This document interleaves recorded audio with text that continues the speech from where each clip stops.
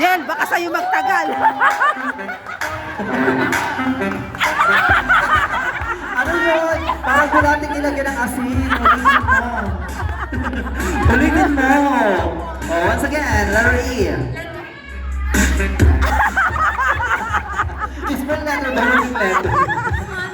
Ay, si Palangpan. Oo, kaya pa na may palaway.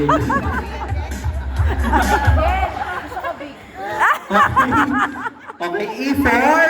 E for empower. Empower. Yes. Alam naman natin kung ano siya ka-empowering. Okay. Thank you so much. Next, Y for Jonathan. Why? First, May nasiwas yung ulo. Oo. Hindi ba naalog yung ulo?